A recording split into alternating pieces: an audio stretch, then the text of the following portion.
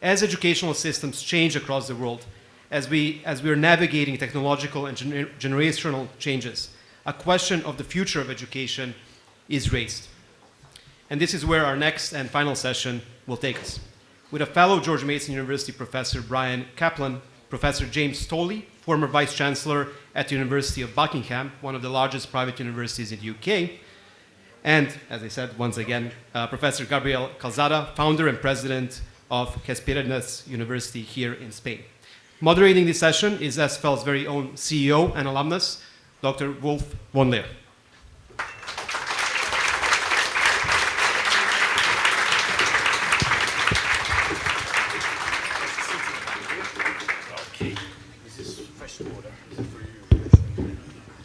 Buenas noches, amigos de la Libertad. Hey, buenas noches. Buenas noches.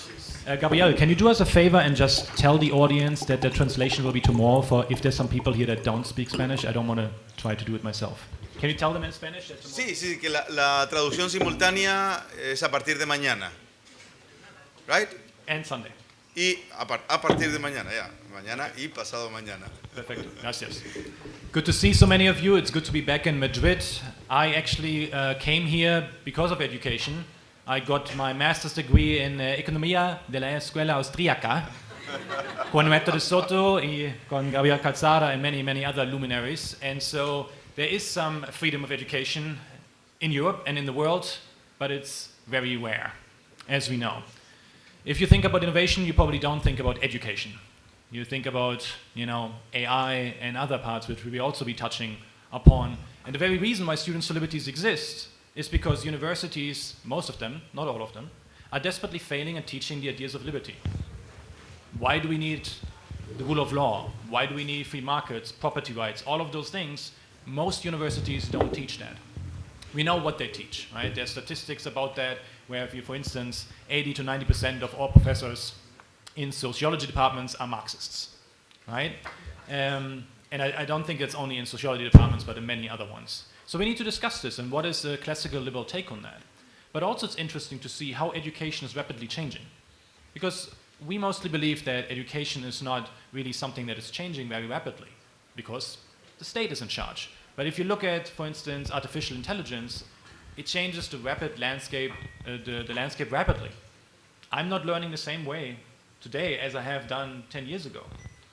10 years ago, I would probably look stuff up on YouTube, watch a video, and read stuff online. Now, I'm using Notebook LLM, look for the topic, put 20 different sources in there, and 5 minutes later, there's a podcast generated by two people, AI, artificial people, talking to one another and teaching me the topic better than anybody else could.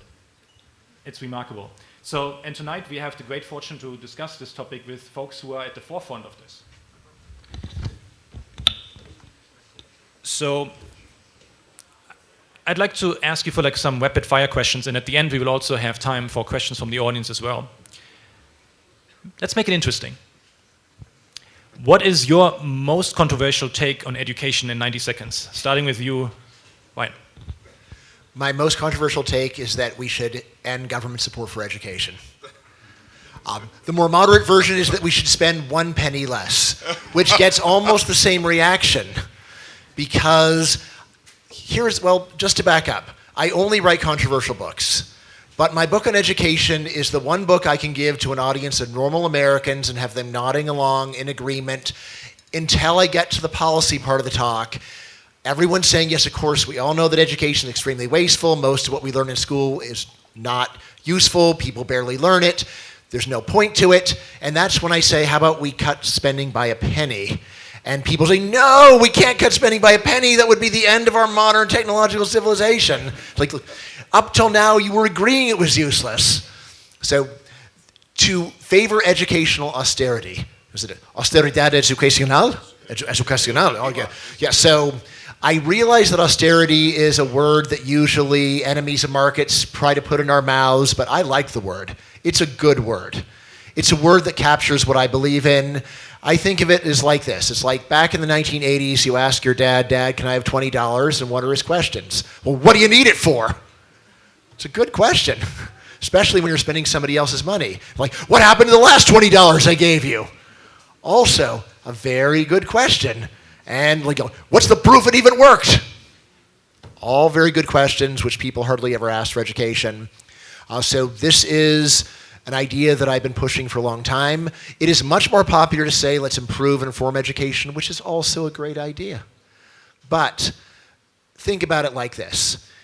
If you look at the amount of subsidies that governments give to sports arenas and just say we want to have better sports arenas, you're missing something very important.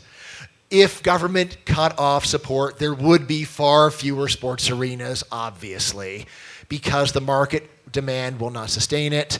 And so while it's great to say, let's go and spend the money better, the controversial claim, but I think the one that is most pressing, is let's just spend a lot less.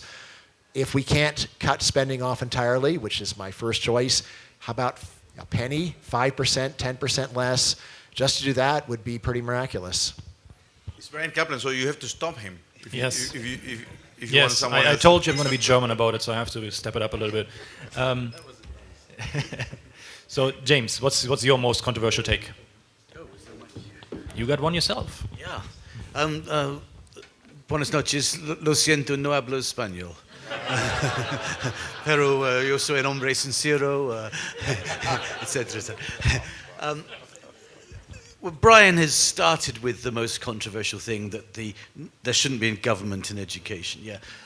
So obviously that's not the most controversial thing we could say in this room. What I'm going to say is absolutely government has no role, zero role in education, zero. But how do we get there? How do we get to this position where we're going to have a freedom in education, choice in education? The way I probably will differ from you is just let government get on with doing what they do, because the possibility of the private sector, the grassroots private sector coming in and replacing the government provision, it's happening already, as you will know, in the slums of developing countries around the world. It's starting to happen in England, and I'm doing some work in America looking at what I call low tuition private schools that are there and possibly can replace the government. So I don't want vouchers, I don't want educational savings accounts, I don't want a penny off. Let government do its stuff and let freedom come into the spaces, into the gaps, and transform education. It's already happening. It can happen even more. Beautiful. Gabriel, are you allowed to say something controversial here? I'm not. So I think most of higher ed is just a facade. It's a farce. It's because of regulation, of course, because of government regulation. Most of it is not just that higher ed is very inefficient, especially public higher ed, but it's that the whole thing is like playing a game that do you say a farce in English? Una farsa? All these accreditation agencies, all this industry works to play a game where we say we're learning or we're getting something valuable, and in fact what we're getting is a certificate that if you look really into it, most of the time, right now, for a time perhaps it did have some value, but that doesn't have even the value that we used to think that it had. So I think what is going on, because of what you were saying, Wolf, because of all these different type of technologies applied to education, is that we're going to see a tsunami, hopefully, and I think it's coming, that will get out of the picture most of what we know as higher education right now. And so let's stay with you, because I know that you are many of you are entrepreneurs within the freedom educational sphere, which there are not many of you out there, but I know that your university specifically uses AI tools and like virtual meeting places and so forth. So do you think that in a world where you can have like a Socratically trained AI tutor on any kind of topic, from coding to philosophy, is there still some room for universities? I will get a Bryan Caplan bot and and discuss with Bryan Caplan 24 hours, 7 days a week. Much better than what we get usually, of course. No, I think there is room for something. There's room for learning communities. but not for what we know as schools today. That is what I think. I think AI is a very powerful tool, and we're learning how to use it, how to apply it to education. I think we're at the verge of using AI and going back to the preceptor. For centuries, the highest standard of education was to have a preceptor. And I think we can go back to that thanks to technology. And we should do this in learning communities. And we can do this. And I think that is one of the ways that we are going to see more competition, more competitive institutions, hopefully outrunning all these big, mainly public universities that we see. And James, you have a lot of experience in seeing schools abroad and also like lower income countries, highly competitive. How do you see the use of AI in those environments? Yeah. I hate to say, maybe this is the most controversial thing I'll say this evening, but I've become an AI Luddite. Do you remember the Luddite? Men shall smash the machines. We shall really claim the dignity of human work and human labor. I'm actually terrified of AI. You know, I've read. Who's read that book? Build it, about super intelligence. If anyone builds it, everyone dies. I think it's probably along the right lines. So the tone of your question was almost, of course, if AI can do it, how wonderful, we need to embrace it, how wonderful. I'm saying, but if humans can do it, if people can do Socratic dialogues, if people can teach and immerse us in the love of learning and character building, if people can do it, then why do we want AI? Let's resist AI as long as we can and have people doing what they do best. And you mentioned my experience around the world. Well, my experience in England is probably the most relevant here, creating a low-cost private school, low-tuition private school in the north of England. There, when I tell parents we're going to open a new branch, a new school, and we're going to be a screen-free environment, the parents say, hallelujah. They say praise. They are so happy that the children can be wrested away from machines and they can have some real human interaction. There's parental demand for it. The children are loving it too. Yeah. So I'm a Luddite, an AI Luddite. That's good. We always need one. And Bryan, you also famously homeschooled your children. Do you use AI when teaching them? Because his kids are actually really accomplished. I don't know how old they are, like low 20s now, but they have published papers with you when they were like 18 years old or something along those lines. Published papers without me. So my older sons, they're getting PhDs. They're fantastic with AI. They're showing me things. My younger son, I keep trying to get him to do it, but he's resistant. I keep showing him how, look, the AI actually gives a better answer than you did. Why not learn from the superior performance of the AI? Why not put in your own answer and see how it's doing? The main thing I would just say about AI is, like, honestly, the main use of AI is for cheating. That is the main thing that students use it for, because the vast majority of students have almost no intellectual curiosity at all. This room is the opposite. I almost never get to talk to an audience like this where people are sincerely curious and passionate.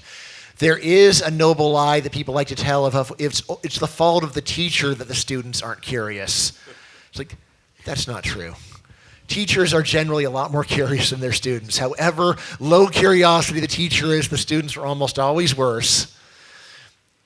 If you take a look at your famous movies about the wonderful, inspiring teacher, it's like, well, look, if you put Robin Williams from Dead Poets Society into a normal American classroom, guess what the reaction would be?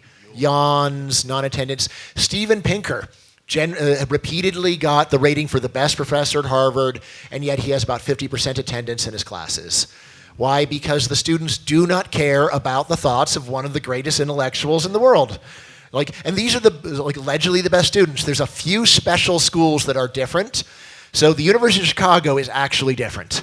There you will have students who will come to a talk where they get no extra credit from 9 p.m. to midnight. Hundreds will show up. I've seen it with my own eyes. And it's like, wow.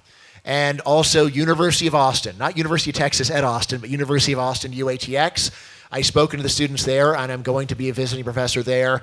That's another place where the students are highly motivated, ultra curious, and for them, AI is a tool for them to actually get an even better education. But honestly, for most students, it is a tool to learn even less than they already were.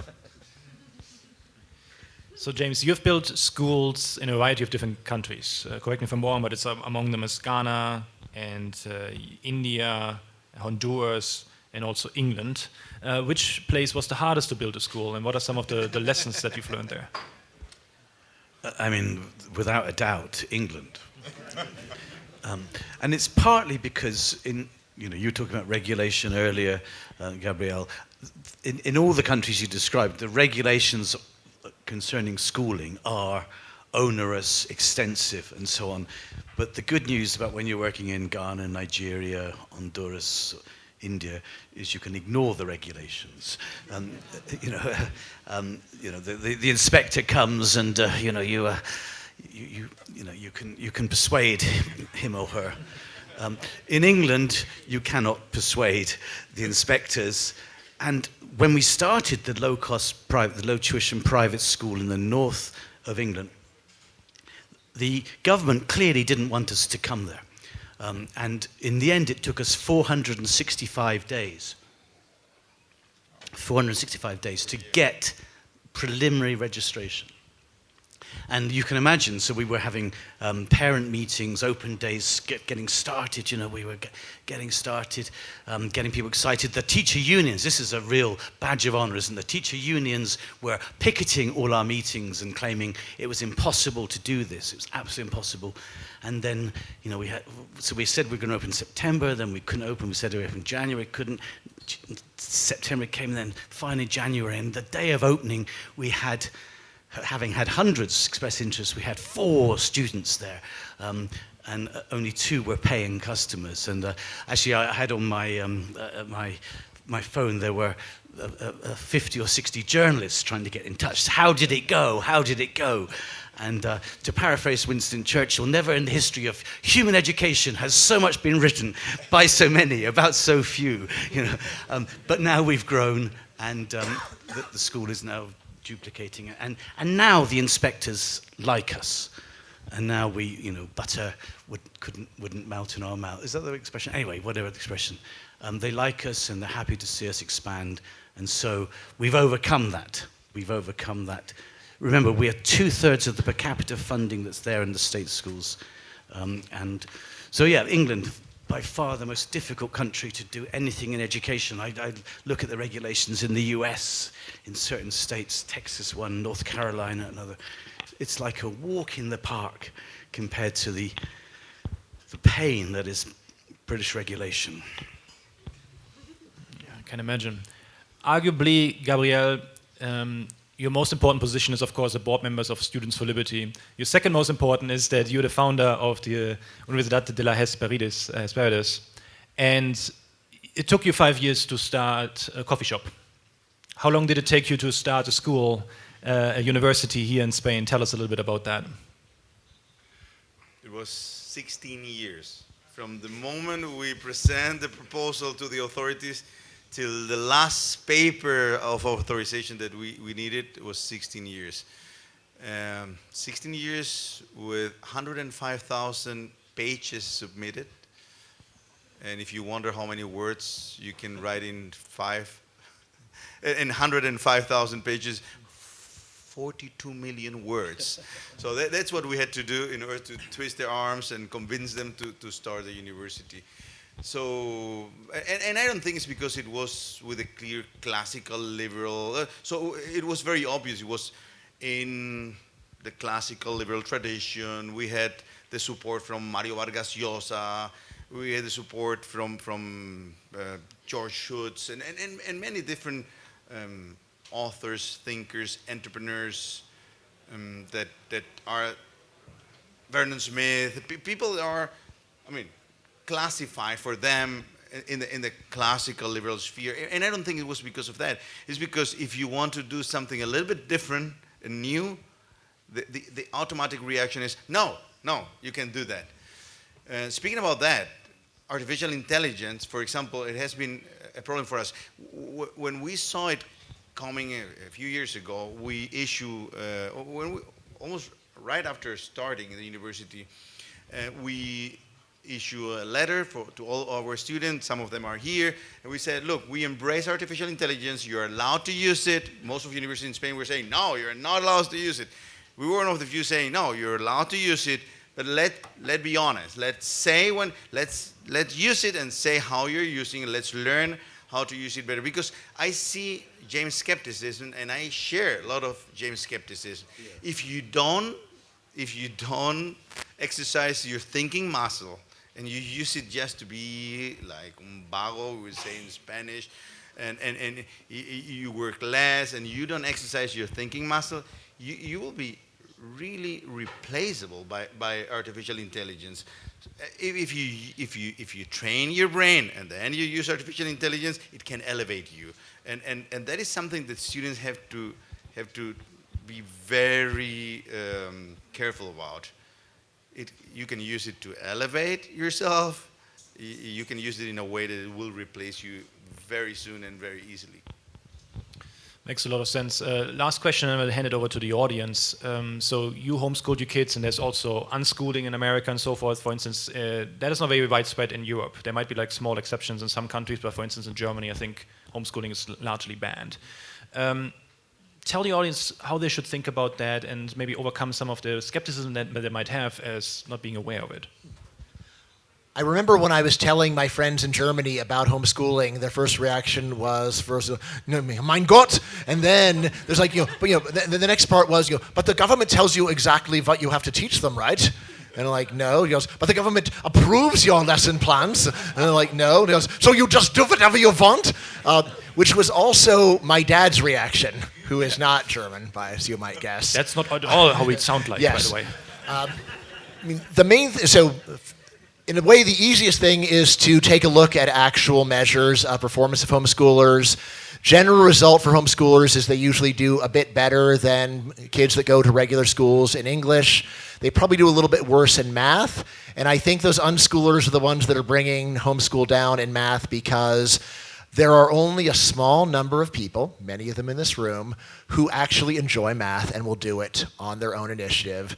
So I know unschoolers who just let their kids do as much math as they want, and that amount is zero. Okay, so I have pushed a approach where I call it unschooling plus math, where it's like unschooling except for the math, and the math is mandatory because you are too young when you're 10 years old to decide I definitely don't want to do any job where I need math. So that is a small paternalistic add-on or modification of unschooling. The main thing that so anyway, in terms of actual outcomes, then I'd say that the performance is similar. Main thing is that you can say, well, I can imagine a really terrible homeschooling parent that doesn't teach their kid anything. And it's like, yeah, my imagination allows me to imagine that too. Can you imagine a really bad public school education? Can you imagine really bad private school education? Can you do more than imagine it? Like, have you seen it with your own eyes for most of your life? And that, in the United States, is, in fact, what most people have seen. Partly what we've managed to do in the United States is we keep lowering the bar for how bad it can be. I thought of my high school as quite bad when I did it, but then when I saw what's being taught in high schools today, I'm like, well, at least my teachers taught their subjects. And now it's such an anti-intellectual approach where they just do some group projects together and there's no notion of there's a body of knowledge that someone's trying to master. So anyway, in terms of the benefits of homeschooling, I mean, normally I would just say, look, it's not for everyone. During COVID, I did start saying it's now for everyone. Everyone who's schooling should homeschool because there's no point in just being a security guard for Zoom school. You can just teach your kid yourself. The main thing kids are getting out of school is getting to have friends and socializing. And during the Zoom school era, that wasn't happening. So then I did say everyone should just homeschool. The advantages, obviously, you can go and tailor it to the kid. You can find out what the kid knows and then teach them to that level. There is a lot of very solid research in educational psychology saying that individual tutoring is the most effective way of teaching anyone anything. Why? Because you find out where they are, and then you teach them what they don't know yet. right? So you don't either repeat things they already know to death, and you also don't try teaching them stuff when they don't know the basics. So that would be quick version, but happy to talk about it more. Starting tomorrow, because I'm about to fall asleep here, actually. You're doing well. Now some questions maybe from the Coffee, audience, and we would love to have somebody from the right-hand side, so you guys are not getting ignored there. Thank you. Okay, so for Gabriel, I just wanted to ask you, or for anyone who wants to comment on this, what value do you see in diplomas? Because if you ask people here, a lot of people would say they're not as valuable as they used to be, or there's no value at all, but everyone has one, or everyone is studying in a university that presents a diploma, that issues a diploma. And you spent 16 years trying to get a university to actually issue a diploma in Spain, right? And we have a lot of options online courses that are just as good or better than universities, but they don't issue diplomas. So we just want to see what's the value in that. That's an excellent point, Bruno, right? Yes. That's an excellent point. Why did we spend 16 years trying to get accreditation to be able to give diplomas? When we say very often that they are not that important. Because a lot of people want to have the diploma. They might want to have the learning, but they want to have a diploma that is recognized and that is official and that gives you all the different opportunities. And in fact, when we started and we saw it was going to take many, many years, because we were already like 3 years down the road and it looked like this was a long, long way, we started a school in Madrid. It is called OMA, that still exists, a business school. And our first campaign, advertisement campaign was, we don't give accredited degrees. This is your guarantee of quality. And we were successful, but it was a niche. We wanted to create a university with thousands of students. Right now we have 5,000 students. And in order to create a university with a much larger body of students, we thought we will need accreditation and be able to give that certificate. That said, I think like 90% of our students come because they think they will get excellent learning, but they want a diploma at the same time. Yeah, I mean, almost all of the economic research on this says that the main economic payoff from education is from the diploma year. So for high school, probably the last year is worth only about 50% of the entire four-year degree. For college, it's more like 70%. For graduate degrees, maybe about 100%. If you're wondering why that's so, a lot of what education is signaling, it's not just education work ethic, it's just conformity. In countries where you get a degree in 3 years, the third year is the magic year. Whatever is the social expectation is the thing that's important to do so that people will say this person has followed the rules of what is expected in our society. And remember, most jobs are teams. There's no I in team. You are looking for people that are willing to conform. You may want you want some degree of creativity, but you also want a lot of willingness to go along so you can work with other people. Of course, as a nonconformist, this is an unpleasant truth, but it is actually correct. Now, just one last quick point. There is an idea there's been so much credential inflation that degrees don't mean anything anymore. It's like, well, what that means in reality is you need to get additional degrees so that you do look better than other people. When you make getting a college degree really easy, that means the people that don't have it look really bad. And so there's still the pressure to get it and then get an additional one, and we've got great data on credential inflation over time. It's totally standard that jobs that you used to get with a high school degree, now you need a college degree or even a graduate degree to do. This has been going on for 80 years, so I'm not optimistic about this. It's a very tough equilibrium. It's a function of government intervention, isn't it? It's a function of government's compulsion. If government, especially the funding, if government would take away the money, then it would be hard to afford, which would mean there'd be a lot of qualified people without the diplomas. Yes, and it'd be much more in favor of social justice. Would be much more alive. Yeah. Good. Any other questions? Thank you. Good afternoon. My name is Soledad Castillo. I'm from Peru. My question is for Bryan Caplan. You mentioned individual tutoring. So I'm a researcher, and this semester I have the huge responsibility of being a thesis advisor.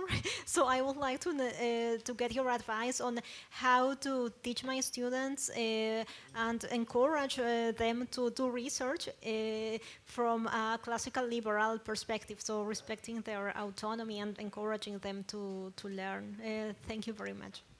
Sure. I mean, whenever students come and ask about research, I always start off with, you've got to reverse engineer success. Find papers that are getting published successfully, and then try to figure out what they did, and then make your paper look like that. The main thing that we teach people is, like, what is research? It's saying something true that no other human has said before, which sounds terrifying. It's like, I got to say something true that no other human has said before, and then the usual proviso is, well, it doesn't have to be a big advance. It can be pretty small. Now, if you want people to work in the classical liberal tradition, of course, step one is they've got to know it. And step one is they also have to be motivated. They've got to want it. They have to have something that they want to say. If there's someone who has nothing they want to say, then it's really hard to get them to be a researcher. There are, of course, a lot of people who it's just a careerist thing, and they're just like, well, what are people getting published? I'll do that. My best friend in the world, Robin Hanson, has a very good slogan. He says, look, never marry for money. Instead, go where the rich people are and marry for love. And, right? And similarly, he says, do not write stuff and do research just because it's getting published. Instead, look at all the stuff that's getting published and find the stuff that is successful that you like. If you don't like anything that's successful, then maybe you're in the wrong field. But out of the whole universe of stuff that is succeeding, find what you actually think is worthwhile and promising, and then try to advance that. And that, combined with reverse engineering, is, I think, a big part of the recipe for success. And I guess the last piece of advice is, do not be a perfectionist. Your paper does not have to be perfect. When it's like 80% ready, submit it for publication. And then when you get referee reports, only pay attention if either it's a revise and resubmit, and you must satisfy them to get the publication, or if you're getting multiple independent people saying the same thing. So it's like, maybe all the people who say that I'm doing a bad job are right. Or the last one is, if a referee convinces you sincerely that you're wrong, then you should change it. And that's just a matter of basic integrity.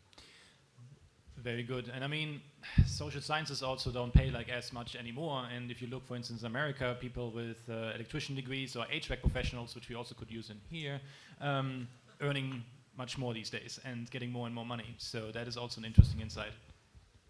Any other questions here? That was a great answer. From a perspective, it seems that to help someone get a diploma. But I'm curious. This is get a job, actually, but yeah.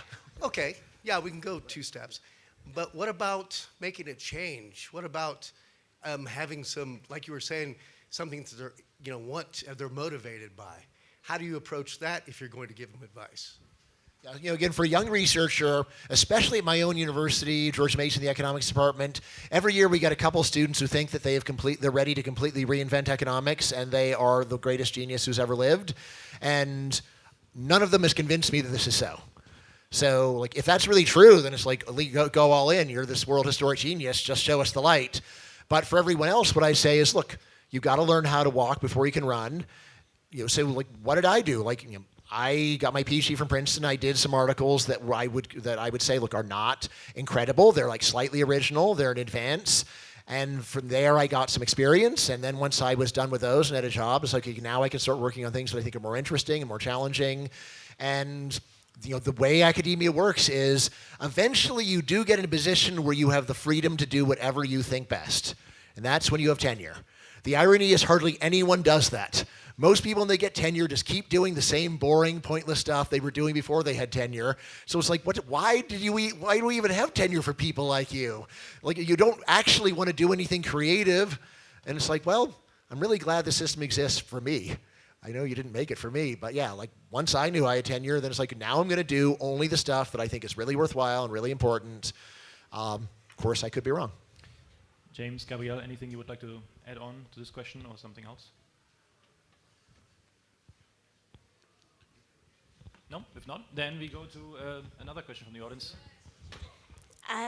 Thank you. Sorry. I have a question. So I am mother of 2 children.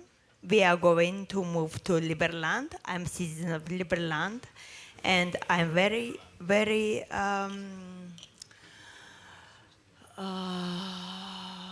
as any mother, I'm very involved in education of my children. So what we are going to teach them and how we are going to integrate them in the original society.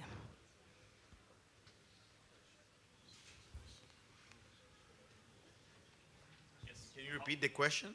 I guess it's how to teach the kids when they're outside of a state system, because Liberland doesn't have any formal education. Yeah. One way, of course, is to do what's called homeschooling. Perhaps another, even better way would be to focus on what's now called hybrid schools, aren't they? Where people are doing, like you are doing, homeschooling for a couple of days a week and then going to a more traditional school environment for the rest of the week. But how many children are there in this is the island, isn't it, between Liverland, yeah. How many children are there? Is there room to create a school, a hybrid school? That would be the question I want to ask you. If there, yeah, how many kids are there? All right, then with the last question, I think there was somebody over there as well. Just go there. Oh, okay. Thank you so much. Well, this question is for Professor James Tooley. Thank you so much for your presence here. It was a great pleasure to hear you. Finally, not on YouTube. I'm a secondary teacher, so I have to ask this because you have talked a lot about AI. Which would you say is one of the main challenges for a secondary school teacher, taking into consideration all the self-learning options available? What's the most? I know it's a very generic question, but... Can you just repeat it, please? Yeah. Repeat your question. Yeah, sure. Which would you say is one of the main challenges for a secondary school teacher, taking into consideration all the self-learning options available? Right. I mean, there are so many challenges. We should not go for traditional education. This is more than obvious. Yeah. We should to go to artificial intelligence education. Thank you. Yeah. Good job for you. There are so many challenges, and if it's the challenge of how do we get teachers, we, you know, in the low-cost private schools that I operate around the world, but in England, we pay less than the government schools, but we are aware that there are non-pecuniary benefits for the teachers coming to our schools, and the teachers will say to me, for example, it's great not having chairs thrown at you at the end of the day. You know, we can, you know, we can actually have a peaceful, calm environment where children can flourish in a way that they can't elsewhere. So if that was the question, that's an answer anyway. I mean, I'd say if they're normal, lazy kids that aren't really very curious, then you've got to do in-person assessments. I mean, if you're doing in-person assessments and they at least care about grades and status, then they're not just going to cheat because that won't help them. Of course, if you have like the very laziest, they don't even care about grades, much less the learning. If you're so lucky that you have someone who's actually curious, that's where you don't really need that in-person assessment, or where it's really just diagnostic and it's like, okay, well, this tells us what we need to work on more or less. Right. Gabriel, last word. Yeah, one of the challenges will be your colleagues. At Hespérides, we happen to have a master for teachers to become teachers that qualify, whoever does the master to become teachers. And surprisingly or not, I've discovered that 90-something% of those who do this master have no vocation whatsoever to teach the kids. So I'm really scared now. We're spending all this time with the kids. So, and if you're like a passionate professor, if you're a passionate teacher, one of the problems you will find is your colleagues, I guess, after what I've seen over the last year. Very good. Please help me to lend a hand to the audience, to the panel here.